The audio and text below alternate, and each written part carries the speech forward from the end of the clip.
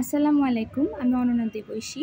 আমার আজকের আলোচনার বিষয় হচ্ছে কি diagram of 11 kilovolt to 400 volt indoor substation এবং কি diagram of 66 to 11 kilovolt outdoor substation. প্রথমেই আমি শুরু করতে যাচ্ছি 11 kilovolt to 400 volt indoor substation দিয়ে। এখন আমরা যে ফিগারটি দেখতে পাচ্ছি সেটি হচ্ছে 11 কিলোভোল্ট টু 400 ভোল্ট ইনডোর সাবস্টেশনের একটা সিঙ্গেল লাইন ডায়াগ্রাম। এখানে প্রথমে 11 কিলোভোল্ট লাইনকে ট্যাপ করে একটা গ্যাং অপারেটিং সুইচের কাছে আনা হয়। এখানে 11 কিলোভোল্ট লাইনটি হচ্ছে একটা 3 ফেজ 3 ওয়্যার লাইন। আর এটাকে গ্যাং অপারেটিং সুইচ বলা হয় কারণ এখানে প্রতিটা ফেজের সাথে 3টা সুইচ একটি সিঙ্গল মেকানিজমের মাধ্যমে গ্রুপ অথবা গ্যাং অফ সুইচ হিসেবে কাজ করে বা অপারেট করানো হয়।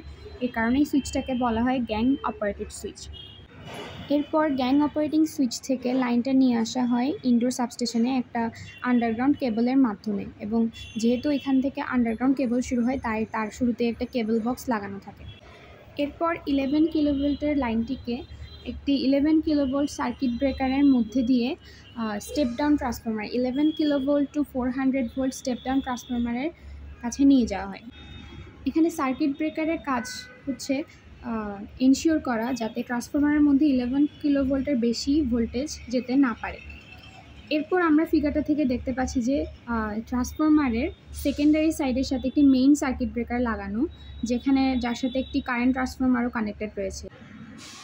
এই কারেন্ট ট্রান্সফরমারটির রেশিও হচ্ছে 12:5। এই কারেন্ট ট্রান্সফরমারটির রেশিও 12:5 হওয়ার একটি কারণ রয়েছে। এখানে ট্রান্সফরমারের সেকেন্ডারি সাইডে ভোল্টেজটা কমে যাচ্ছে, ভোল্টেজ কমে গিয়ে হয়ে যাচ্ছে 400 ভোল্ট, যার কারণে কারেন্ট বেড়ে যায়। এবং এই কারেন্ট ট্রান্সফরমারের সাথে যে মেইন বাসবারটি কানেক্টেড 400 ভোল্ট বাসবার, যেটি কনজিউমারের কাছে সাপ্লাই করবে। এখন এখানে যেহেতু যাতে হাই কারেন্ট ফ্লো না হয় তার কারণে সেটি নিশ্চিত করতে এখানে 1200:5 একটি কারেন্ট ট্রান্সফরমারটা লাগানো হয়। এরপর এখান থেকে যে 400 বাসবারটি কানেক্টেড, সেই বাসবারই মূলত কনজিউমারদের কাছে ডিস্ট্রিবিউশনের কাজটি করে। এই 400 ভোল্ট বাসবারটি ইউজ করে বিভিন্ন কনজিউমারের কাছে সাপ্লাই দেওয়া হয়, যেখানে ইউজ করা হয়েছে 3 ফেজ 4 ওয়্যার সাপ্লাই। 400 ভোল্ট বাসবারটি থেকে প্রতিটা কনজিউমারের কাছে কানেকশন বা সাপ্লাই নিয়ে যাওয়া হয় একটি 400 ভোল্ট সার্কিট ব্রেকারের মাধ্যমে।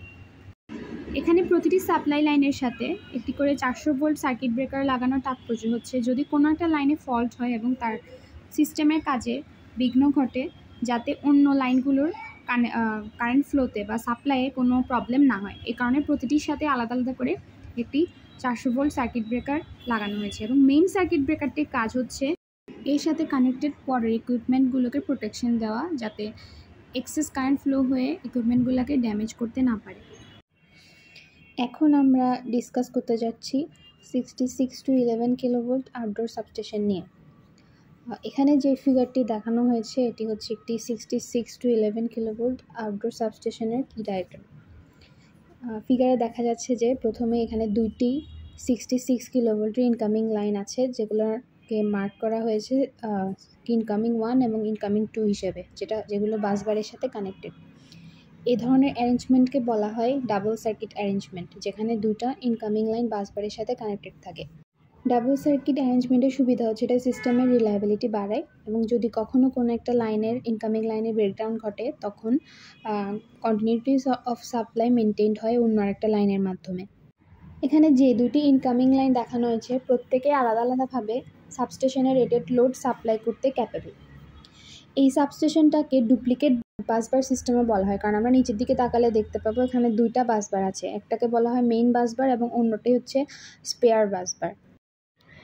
ইনকামিং লাইনগুলো বাসবারের সাথে বাস কাপলারের মাধ্যমে কানেক্টেড থাকে।